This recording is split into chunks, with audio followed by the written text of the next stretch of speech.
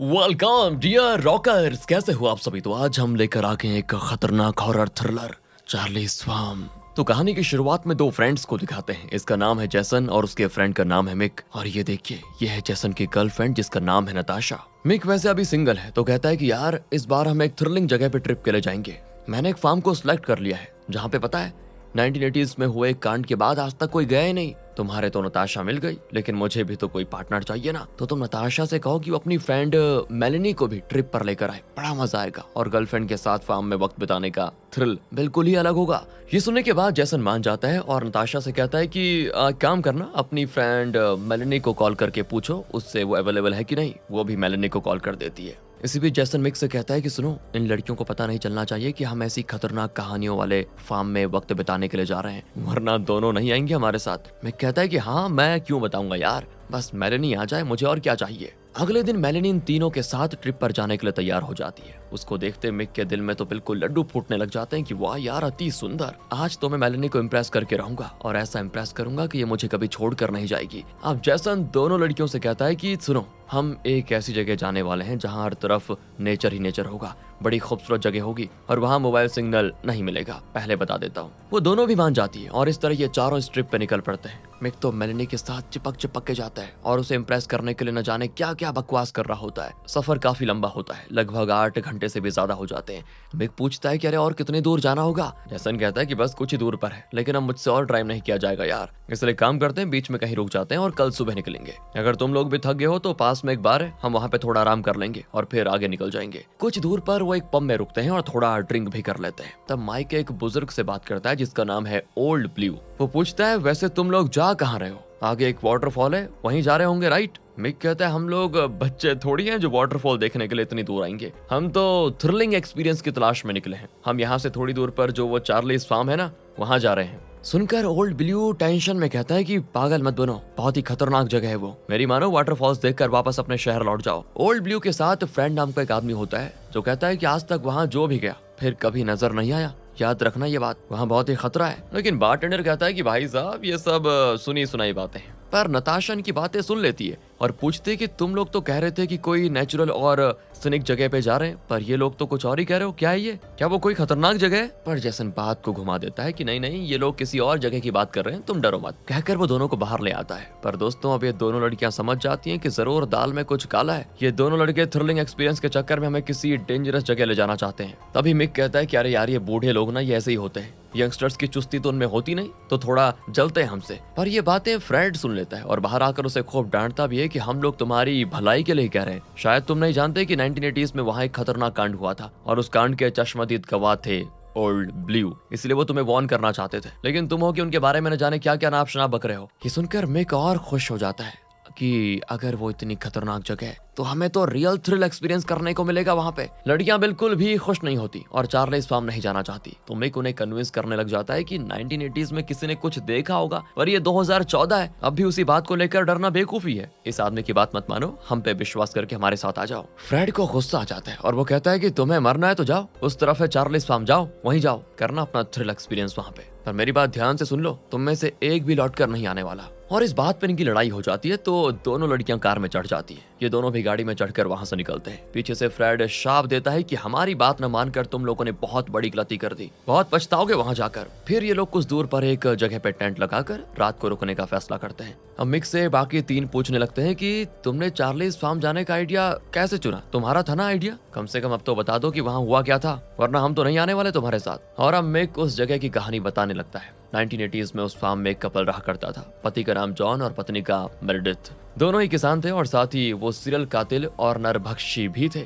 उस तरफ जो भी टूरिस्ट आते उन्हें जॉन जबरदस्ती फार्म में लेकर आ जाता था, जहां वो मेरेडिथ के साथ मिलकर उन्हें बहुत ही टॉर्चर करके मार डालता। हाँ, इनका एक बेटा भी था जिसका नाम था चार्ली, और उसकी आंखों के सामने ही ये कपल अपने विक्टिम्स को बड़े गंदे तरीके से टॉर्चर करके तड़पा तड़पा कर मार डालते थे। और ये सारे दृश्य देखकर ही चार्ली बड़ा हुआ। जैसे जैसे वक्त बीता तो इनकी असलियत आसपास के लोगों को पता चलने लगी और एक रात उन्होंने इनके घर को घेर लिया। पर जॉन नहीं डरा और गांव वालों को धमकाने लगा। इन लोगों का लीडर था ओल्ड ब्लू। सबने मिलकर जॉन को मार डाला। तब मेरेडिथ अपने बेटे चार्ली को लेकर जंगल के अंदर भाग गई और उसके बाद आज तक उस माँ बेटे को किसी ने देखा नहीं। मुझे तो बस इतना पता है, बस और कुछ नहीं। इस पर मेलेनी हंस देती कि ये जरूर कोई मनगढ़ंत कहानी लग रही है। अगर लोगों को पता चल ही गया था तो उन लोगों ने पुलिस को क्यों नहीं बुलाया? घर को घेरने की क्या जरूरत थी? तब मिक कहता है कि जहां तक मैंने सुना है उस कपल ने जिन लोगों को मार डाला उनमें से एक की भी लाश वहां नहीं मिली थी, इसीलिए लोगों ने पुलिस को नहीं बताया, क्योंकि बिना किसी एविडेंस के पुलिस करती भी तो क्या। सुना है वो कपल अपने विक्टिम्स का कत्ल करके उन्हें खा जाते थे। कुछ लोगों का तो मानना है कि वो उन लाशों के टुकड़े टुकड़े करके जंगल में सुअरों को खिला देते थे। देखो ये सब तो सुनी सुनाई बातें हैं और मुझे जो पता था मैंने बता दिया, लेकिन क्योंकि ओल्ड ब्लू उस वक्त मौका वारदात पर था तो शायद वो हमें बता सकते हैं कि असलियत क्या थी। तुम लोग कहो तो हम दोबारा उनसे मिलकर पूछ सकते हैं। अब ये सुनकर नताशा डर जाती है और कहती है और भी कितनी सारी अच्छी अच्छी जगह हैं इस दुनिया में, तुम्हें बस उस खूनी फार्म में जाने की क्यों सूझी? अरे मेरी मानो, हम बस वाटरफॉल देखकर तुरंत लौट आते हैं। पर अब मेलेनी इन लड़कों की साइड लेते हुए कहती है बेकार में डर कर क्या फायदा, कम से कम इन बातों को गलत साबित करने के लिए हमें थोड़ा रिसर्च करनी चाहिए वहाँ पे जाके। मुझे नहीं लगता कि इतने दशक के बाद वो खूनी मेरेडिथ या उसका बेटा वहाँ होगा और हमें मारेगा। देखो डरो मत, चल लेते हैं वहाँ पे। अगर वहाँ जाकर भी तुम्हें वो जगह खतरनाक लगे तो लौट आएंगे। जैसे तैसे रात गुजरती है और अगली सुबह भी नताशा का डर कम नहीं होता, लेकिन मेलेनी उसको हिम्मत देती है कि जब तक हम सब साथ हैं कुछ नहीं होगा। आखिर वो अपनी चीजें लेकर कार में चार्लीज फार्म की ओर निकल पड़ते हैं, लेकिन चार्लीज फार्म का एग्जैक्ट लोकेशन इन्हें नहीं पता चलता। तो जैसन अपने एक बॉक्सर फ्रेंड को कॉल करता है जिसका नाम है टोनी। वो इसी इलाके में रहता है और यहाँ टोनी को दिखाया जाता है दोस्तों, जो कि वाकई में एक बॉक्सर है और कुछ लोगों को ट्रेन कर रहा होता है। जब जैसन उससे चार्लीज फार्म का लोकेशन पूछता है तो वो बिल्कुल चौंक जाता है और कहता है कि तुम लोग वहाँ क्यों जा रहे हो, मत जाओ, खतरनाक जगह है। लेकिन जैसन उसकी बात सुनने को थोड़ी तैयार था। वो जिद करता है और तब कोई रास्ता न पाकर टोनी उसे रास्ता बता देता है। आखिर ये लोग पहुंच जाते हैं चार्लीज फार्म, पर वहाँ पे गेट होता है जो खुलता ही नहीं, गाड़ी अंदर नहीं जा पाएगी। तो वो फेंस को क्रॉस करके पैदल ही अंदर जाने का फैसला करते हैं और नताशा बहुत ही अनकंफर्टेबल फील करती है। वो अंदर जाना ही नहीं चाहती, लेकिन इनके साथ जाने के अलावा उसके पास कोई और रास्ता भी तो नहीं है। सभी अंदर पैदल चलने लगते हैं। तो बहुत दूर जाने के बाद नताशा कहती है कि देखो यार, मुझसे और नहीं चला जाएगा, मेरे पैरों में बहुत दर्द हो रहा है। तब कुछ ही दूर पर दोस्तों एक पुराना फार्म हाउस दिखाई पड़ता है, जिसको देखकर जैसन कहता है कि बस थोड़ी दूर मैनेज कर लो, वो रहा फार्म हाउस, हम वहीं रहेंगे और इस फार्म हाउस में खूब जमकर एंजॉय करेंगे। ये बहुत ही पुराना घर है और टूटा फूटा है। अब ये लोग अंदर जाते हैं तो वहाँ पे हर चीज पड़ी होती है और तो और उस घर की दीवारों पे टूरिस्ट ने लिखा होता है हम इस जगह पे आए और हमने यहाँ सर्वाइव भी किया। नताशा का डर हर पल बढ़ता ही जाता है कि ये कैसी जगह है और यहाँ हम कैसे रह पाएंगे। दूसरी ओर मेलेनी काफी एडवेंचरस लड़की मालूम होती है। वो एक कमरे का दरवाजा खोलने की बहुत कोशिश कर रही होती है। उस पर इंप्रेशन जमाने के लिए अपना एक दरवाजे को धक्का देकर खोल देता है। वो अंदर जाते हैं तो मेलेनी का पैर एक टेडी बियर पर पड़ जाता है। वो उसे उठाकर अपने बैग में रख देती है और मिक से कहती है इसको मैं यादगार के तौर पर घर लेकर जाऊंगी और सबको दिखाकर शो ऑफ करूंगी कि चार्लीज फार्म में जाकर मैं जिंदा लौट आई। बाहर बहुत तेज हवाएं चल रही होती हैं, जिसकी वजह से घर का मेन डोर अपने आप बंद हो जाता है। आवाज सुनकर मेलेनी थोड़ा घबरा जाती है और इस पर सभी हंस भी पड़ते हैं कि लो, तुम तो बड़ी झांसी की रानी बन रही थी। फिर ये लोग भी दीवार पर अपने अपने नाम लिख देते हैं। नताशा कहती है मुझे यहाँ अभी भी बहुत डर लग रहा है, लेकिन रात होने वाली है, हमें यहीं रुकना पड़ेगा, इसलिए प्रॉमिस करो कि सब एक ही कमरे में रहेंगे और ना ही कोई अकेला कहीं बाहर जाएगा। सभी उसकी बात मान जाते हैं और यहाँ पे एक फ्लैशबैक दिखाया जाता है कि जब गांव वालों ने मिलकर नरभक्षी जॉन को मार डाला और उसकी पत्नी मेरेडिथ अपने बेटे चार्ली को लेकर जंगल के अंदर भाग गई, तो गांव वाले उनके घर में घुसकर तलाशी लेने लगे। उन्होंने वहां पर कई लोगों की लाशें देखी जिनके टुकड़े टुकड़े किए हुए थे। एक लड़की के हाथ पैर बांधकर उसे बहुत ही टॉर्चर भी किया गया था। ये देखकर गांव वाले तुरंत जंगल के अंदर गए और मेरेडिथ को तलाशने लगे। मेरेडिथ जंगल के अंदर एक कॉटेज में अपने बेटे को छुपा देती है और दरवाजा बंद करने वाली होती है कि इतने में गांव वाले आ जाते हैं। वो मेरेडिथ को पकड़कर पीटने लगते हैं और कहते हैं कि तुम्हारा बेटा कहाँ है, तुम लोग नरभक्षी हो और वो भी तुम्हारी तरह होगा। पर वो कहती मेरे बेटे को मरे हुए कई महीने बीत चुके हैं, मुझे छोड़ दो। पर गांव वाले उसे पीट पीट कर बहुत ही बेरहमी से उसका कत्ल कर देते हैं। ये सारी चीजें चार्ली एक जगह छुप कर देख रहा होता है और वो जिंदा बच जाता है। यहाँ से सीधे प्रेजेंट को दिखाते हैं कि ये चारों एक कमरे में बैठे आराम से बातें कर रहे होते हैं। जैसन कहता है कि रात को बाहर का नजारा बहुत अच्छा होगा, चलो बाहर जाकर देखते हैं, लेकिन नताशा साफ मना कर देती कि नहीं नहीं, सब अंदर ही रहेंगे और इसलिए सभी अंदर सो जाते हैं। आधी रात को मेलेनी की नींद खुलती है तो वो एक लंबे चौड़े आदमी का रूप देखती है दोस्तों, एकदम हल्क जैसा। लेकिन मेलेनी को लगता है शायद मैंने कोई सपना देखा और वो फिर सो जाती है। थकान के मारे अगले दिन सभी दोपहर को उठते हैं। जैसन और मेक बाहर डिस्कस कर रहे होते हैं कि आज किस तरफ घूमने जाया जाए। तभी वहाँ पे एक कपल आता है लगता है दोस्तों ये लोग भी थ्रिल एक्सपीरियंस करने के इरादे से इस जगह को ढूंढ कर यहाँ पे आए हुए हैं। इनके नाम है जॉर्डन और एलिसा। वो इनको अपना परिचय देते हैं और बताते हैं कि हम सिडनी से आए हुए हैं। अब दोस्तों इनको देखकर अपनी टीम बड़ी खुश होती है कि चलो हम यहाँ पे अकेले नहीं है। फिर सब मिल बैठ कर खाते हैं। तो मेलेनी एलिसा को बताती है कि हमें ये जगह ना बहुत ही डिफरेंट लगी, और तो और मुझे यहाँ पे एक पुराना टेडी बियर भी मिला, 1 मिनट में लेकर आती हूँ उसको, कहकर वो टेडी बियर लेने जाती है। लेकिन पूरा घर छान मारने के बाद भी उसको वो टेडी बियर कहीं नहीं मिलता। वो जैसन और मिक से कहती है जरूर तुम दोनों ने चुराया ना, वो कहाँ है बताओ। तो दोनों हंस देते हैं कि टेडी बियर का है, हमें क्या करना है, हमने तो उसको देखा तक नहीं। मेलेनी कहती है कल रात मैंने यहाँ एक हल्क जैसे आदमी का रूप देखा था, लगता है वही चुरा कर लेकर गया होगा। और इस पर सभी हंस पड़ते हैं कि हल्क, और वो भी टेडी बियर चुराने आएगा क्या? अरे सपने भी तुम बच्चे वाले देखती हो क्या? तुमने टेडी बियर को कहीं और रख दिया होगा, फिलहाल उसको भूल जाओ, वो जरूरी थोड़ी है। फिर तीनों कपल्स अलग अलग दिशाओं में जाकर फार्म को एक्सप्लोर करने का फैसला करते हैं। मिक तो बड़ा खुश होता है कि मेलेनी के साथ अकेले में वक्त बिताने का मौका मिल गया। एक जगह पे मेलेनी को बहुत बदबू आती है जो कि पास के एक होल से आ रही होती है। अब दोनों अंदर झांकते हैं तो मेलेनी मिक को अंदर धकेलने की एक्टिंग करती है। इसी बहाने इनके बीच थोड़ी नजदीकियां बढ़ जाती है। दूसरी ओर जैसन, नताशा, एलिसा और जॉर्डन फार्म को अच्छे से एक्सप्लोर कर रहे होते हैं। और यहाँ मिक और मेलेनी एक नदी को देखते हैं और ड्रेस उतारकर उसमें डुबकी लगाकर मजे लेने लग जाते हैं। यहाँ जॉर्डन और एलिसा जैसन और नताशा से बिल्कुल अलग होकर एक पुराने वेयर हाउस में पहुंच जाते हैं, जहाँ बाहर एक कुल्हाड़ी होती है। जॉर्डन कहता है ये पुराने जमाने की कुल्हाड़ी लगती है, मैं तो इसे अपने साथ लेकर जाऊंगा यादगार के तौर पर। एलिसा कहती है चलो अंदर जाकर देखते हैं और भी कुछ होगा। तो जॉर्डन कुल्हाड़ी को बाहर रखकर उसके साथ वेयर हाउस के अंदर चला जाता है। अंदर बहुत बदबू आती है और इन्हें लगता है शायद बहुत सालों से ये जगह बंद पड़ी हुई है, तभी ऐसी बदबू आ रही है। लेकिन वहाँ पे एक बेड होता है जिसको देखकर लगता है कि अभी अभी कोई यहाँ से उठकर गया है। और ये देखकर एलिसा डर जाती है कि हमें यहाँ से तुरंत चले जाना चाहिए, शायद कोई यहाँ पे रहता है। पर जॉर्डन हंसता है कि अरे 1980s के बाद यहाँ किसी ने कदम नहीं रखा, तुम बेकार में डर रही हो। कहकर वो बाहर निकलता है तो एक बहुत बड़ा रूप उसके सामने आता है और उसकी छाती पर दोस्तों वही कुल्हाड़ी उतार देता है जो जॉर्डन ने बाहर छोड़ा था। जॉर्डन वहीं पे खत्म। एलिसा तो डर के मारे चिल्ला देती है और घर के अंदर जाकर पीछे के दरवाजे को तोड़कर वहां से कमरे में छुप जाती है। और तब वो डरावना आदमी जंगल की तरफ घुर्राते हुए अंदर आता है। वो धीरे धीरे चलता है और एलिसा को हर तरफ ढूंढने लग जाता है। तब एक जगह पे उसको रोने की आवाज आती है। असल में वो डर के मारे रो गई थी, लेकिन उसने अपना हाथ मुंह पे लगा दिया होता है। फिर भी उसकी आवाज कातिल को सुनाई पड़ जाती है और वो एलिसा को ढूंढ निकालता है। फिर तो वो उसको घसीट कर लेकर ट्रैक्टर के टायर पर बार बार पटकता है। वो हो जाती है बेहोश, तो कातिल उसको ट्रैक्टर के टायर के नीचे रखकर कुचल देता है। बुरी तरह मर जाती है वो। दूसरी ओर जैसन और नताशा किसी दूसरे वेयर हाउस के पास पहुंच जाते हैं। जैसन तो अंदर जाने के लिए बड़ा उतावला होता है, लेकिन नताशा कहती है मुझे अभी भी डर लग रहा है, हम बाहर घूमकर वापस चले जाते हैं चलो। पर जैसन कहता है कि अरे हम यहाँ पे थ्रिलिंग एक्सपीरियंस का मजा लेने के लिए आए हुए हैं और तुमों की बात बात पे बस ये डर रही हो। पर नताशा कहती है तुम्हें अंदर जाना है तो तुम जाओ, मैं तो यहीं ठीक हूँ। जैसन भी खुशी खुशी उस वेयर हाउस के अंदर चला जाता है और कहता है कि मैं बस 5 मिनट में वापस आ जाऊंगा। दूसरी ओर टोनी को दिखाते हैं जिसे जैसन और उसके दोस्तों की फिक्र हो रही होती है कि पता नहीं वो चार्लीज फार्म में किस हाल में होंगे। अरे टोनी दोस्तों वही बॉडी बिल्डर बॉक्सर। वो जैसन को कई बार कॉल भी करता है लेकिन कॉल जाता ही नहीं। फिर वो घबराकर अपनी वाइफ नैन्सी को बताता है कि मेरे कुछ दोस्त चार्लीज फार्म गए हुए हैं। मेरे मना करने के बावजूद भी वो नहीं माने। चार्लीज फार्म में कई वेयर हाउस होंगे, वहाँ बहुत खतरा है और वो उन वेयर हाउस के बारे में नहीं जानते। और तो और जैसन का फोन भी रिचेबल नहीं है। नैन्सी कहती है वहाँ तो सिग्नल भी नहीं मिलता, इसलिए उन्हें तुम्हारा कॉल नहीं मिला होगा। कोई बात नहीं। हाँ टोनी कहता है तुम ठीक कहती हो, शायद वो लोग मजे से फार्म में घूम रहे होंगे। अब इससे पहले वो किसी मुसीबत में पड़ जाए, मुझे उन्हें सेफली फार्म से बाहर लेकर आना होगा। नैन्सी को टोनी का वहां जाना बिल्कुल भी ठीक नहीं लगता, क्योंकि वो जानती है कि चार्लीज फार्म में कितना खतरा है। लेकिन टोनी की जिद के आगे उसकी एक नहीं चलती और टोनी चार्लीज फार्म की ओर निकल पड़ता है। यहाँ मिक मेलेनी के साथ मस्त एंजॉय कर रहा होता है। एक कैमरे से उसकी फोटोज क्लिक करने लगता है और मेलेनी की बढ़ा चढ़ाकर तारीफें पे तारीफें। अब मिक की बचकानी हरकत देखकर मेलेनी को भी उस पे थोड़ा क्रश हो जाता है। अचानक मेलेनी चिल्लाती है कि कोई हमें देख रहा है। मिक मुड़कर देखता है तो वहाँ पे खड़ा होता है कातिल। पर मिक नहीं जानता कि वो कातिल है। वो कहता है कि ये कौन आ गया कबाब में हड्डी बनकर यार। वो एकदम शान से पानी निकालकर कातिल के सामने जाकर खड़ा हो जाता है। शायद उसे एहसास नहीं था दोस्तों कि वो पूरा नंगा है।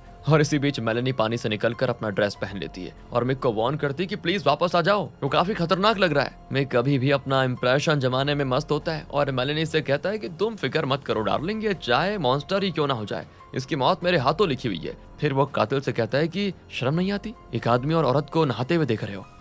इस पर कातिल भी बुरी तरह हंसने लग जाता है। तो मिक मेलेनी से कहता है कि देखा देखा ये पागल है, बेचारा रास्ता भटक कर यहाँ पहुंच गया, ये एकदम हार्मलेस है, कोई दिक्कत नहीं है। इस तरह डायलॉग मारकर वो मुड़ता है तो कातिल उसके प्राइवेट पार्ट्स को काट डालता है और उसका मुंह तोड़ देता है। बेचारा मिक दर्द के मारे तड़पने लग जाता है और आखिर मर जाता है। ये देखकर मेलेनी की जान निकल जाती है पूरी तरह। अब मिक को ऐसी घिनौनी मौत देने के बाद वो मेलेनी की ओर मुड़ता है और तब उसकी आंखें क्लोजअप में दिखाई जाती हैं, जिन्हें देखकर साफ पता चलता है कि ये जॉन और मेरेडिथ का बेटा चार्ली है। मेलेनी तो जान हथेली में लिए भाग रही होती है और चार्ली उसका पीछा करने में लगा होता है। आखिर चार्ली उसे पकड़ लेता है और उसके मुंह के अंदर हाथ डालकर उसकी गर्दन तोड़ देता है। बहुत ही बेरहमी से मारता है उसे। उसको मरता हुआ देखकर चार्ली और ठाका मार के हंसता है।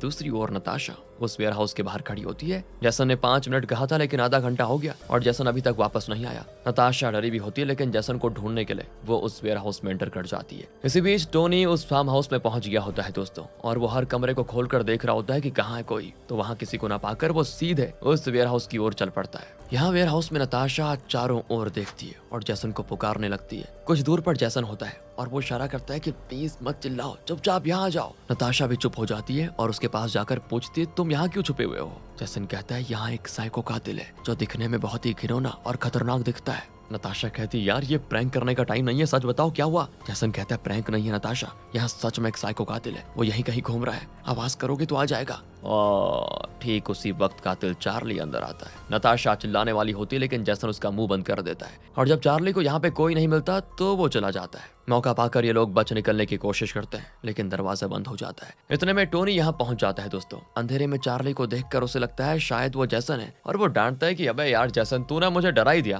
तुम्हारे दूसरे फ्रेंड्स कहाँ पे? देखो हमें यहाँ से तुरंत निकलना होगा क्योंकि ये जगह खतरनाक है। लेकिन तब चार्ली हाथ में चाकू लिए सामने आ जाता है। वो चाकू को साइड में कहीं घुसा देता है। ठीक उसी के पीछे जैसन और नताशा होते हैं। खुशकिस्मती से दोस्तों उन्हें चाकू नहीं लगता और टोनी समझ जाता है कि वो चार्ली से बचकर भाग नहीं सकता, इसीलिए वो उससे लड़ना शुरू करता है। अब उसकी ये हिम्मत चार्ली को भा जाती है और वो चिल्लाता है कि जैसे कि वो टोनी को ललकार रहा हो। फिर दोनों की लड़ाई होती है। टोनी चाहे उसे कितना भी मार ले लेकिन वो पत्थर की तरह खड़ा होता है। आखिर इतना बड़ा और तगड़ा जो ठहरा, एक पॉइंट पर वो टोनी की गर्दन दबाने लग जाता है। साइड में एक रॉड जैसी चीज होती है जिससे वो टोनी की आंखों को डैमेज करने की कोशिश करता है, लेकिन टोनी ठहरा बॉक्सर, वो खुद को काफी अच्छे से डिफेंड करता है। इसी बीच जैसन और नताशा चुपके से वहां से निकलने की कोशिश करते हैं और तब जाकर जैसन टोनी को चार्ली से मार खाते हुए देख लेता है। अब टोनी उसका दोस्त है तो जैसन टोनी को बचाना चाहता है क्योंकि टोनी यहाँ जैसन और उसके फ्रेंड्स को बचाने आया था। उसे इस दरिंदे के हाथों छोड़कर जाना गलत है, लेकिन नताशा कहती है प्लीज मत जाओ, वो तुम्हें भी मार डालेगा। लेकिन जैसन एक कुल्हाड़ी लेकर चार्ली की पेट पे उतार देता है, पर लगता है चार्ली ने कोई अलग ही टाइप का कपड़ा पहना होता है और कुल्हाड़ी अंदर उतरती नहीं। इतने में चार्ली टोनी का कत्ल कर देता है।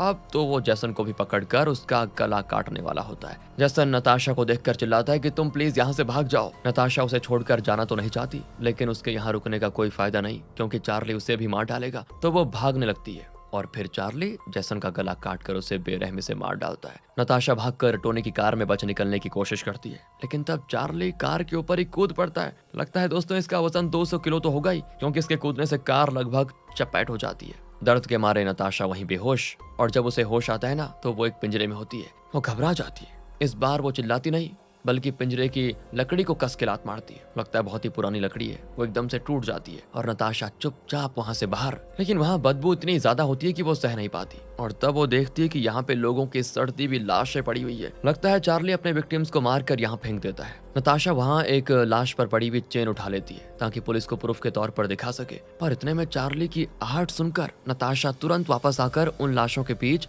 लाश की तरह लेट जाती है। चार्ली उसे पार करके चला जाता है और मौका पाकर नताशा बच निकलने के लिए जल्दी जल्दी ऊपर चढ़ती है और तब कोई उसे अपना हाथ देता है। नताशा बाहर निकल कर देखती है तो उसे हाथ देने वाला कोई और नहीं बल्कि ओल्ड ब्लू था, वही बुजुर्ग जिसने बारमैन को समझाया था कि चार्लीज फार्म मत जाओ, खतरा है। ओल्ड ब्लू को लगा कि ये लोग जिद्दी हैं और जरूर चार्लीज फार्म जाएंगे, इसीलिए वो इनकी मदद करने के लिए आ गया। वो तुरंत नताशा को लेकर अपनी कार में भाग जाता है और नीचे नताशा को ना पाकर चार्ली समझ जाता है कि वो बच निकली। वो तुरंत इनके पीछे पड़ जाता है। ओल्ड ब्लू और नताशा कार की ओर भाग रहे होते हैं कि अचानक ओल्ड ब्लू की पीठ पर एक चाकू उतर जाता है क्योंकि पीछे से चार्ली ने हमला कर दिया था। ओल्ड ब्लू वहीं पे गिर जाता है। तो फिर अब चार्ली नताशा की ओर भागता है। नताशा ओल्ड ब्लू का गन निकालकर चार्ली पे तान देती है, लेकिन वो पीछे नहीं हटता तो नताशा गोली चला देती है जो कि उसके सीने को चीर कर चला जाता है और वो नीचे। नताशा दूसरी बार शूट करती है लेकिन लगता है गन जाम हो चुकी है। अब वो चार्ली के पैर पे मारती लेकिन वो जरा भी नहीं हिलता, लगता है उसमें जान नहीं है। फिर नताशा भागकर ओल्ड ब्लू के ट्रक के पास आती है। उसकी चाबी कुछ दूर पर पड़ी होती है तो नताशा उसे निकालने की कोशिश कर रही होती है लेकिन ग्लास पर चार्ली का रिफ्लेक्शन दिखता है। अगले ही सेकंड नताशा के पेट पे गन दबा दी जाती है और चार्ली उसके पेट को चीरकर उसे बहुत ही घिनौनी मौत दे देता है। उसे तड़प कर मरते हुए देखकर चार्ली बिल्कुल एक साइको की तरह हंसता है और उसकी लाश को उठाकर अपने अड्डे की ओर लेकर जाता है। इसी के साथ दोस्तों खून खराबे से भरपूर चार्ली स्वाम नाम की यह स्लैशर मूवी खत्म हो जाती है। अब इसका क्या मैसेज था ये तो पता नहीं, लेकिन हमारे हिसाब से एक इम्पोर्टेंट बात कही गई है कि जब कोई किसी चीज के बारे में वार्न करे तो उसको अनसुना मत करो और थ्रिल्स एक्सपीरियंस करने के चक्कर में इस तरह बेकार में जान जोखिम में मत डालना। इस बारे में आपका क्या ख्याल है कमेंट सेक्शन में जरूर बता दीजिए। मिलते हैं आपसे अगली वीडियो में। अच्छा लगा हो एक्सप्लेनेशन तो लाइक करें, चैनल को सब्सक्राइब करें। ध्यान रखिए अपना। Thanks for watching.